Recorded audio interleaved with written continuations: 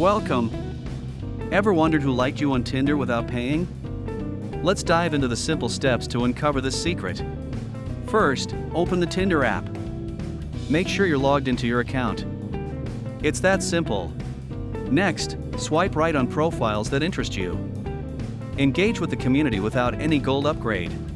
When you match, a notification will pop up. That's your ticket to see who liked you without gold. Now, check the likes tab. You'll find a list of users that liked you for free. No gold required. And there you go. Enjoy connecting with new people without any charges. Happy swiping! Remember, knowledge is power. You now know how to navigate Tinder efficiently for free. Don't forget to like and subscribe for more helpful tips. There's always something new to learn. Share your Tinder success stories in the comments. We love hearing your experiences. Stay tuned for the next video where we explore more Tinder tips and tricks. Happy swiping and good luck on your Tinder journey. You've got this. Remember, the right match can change everything.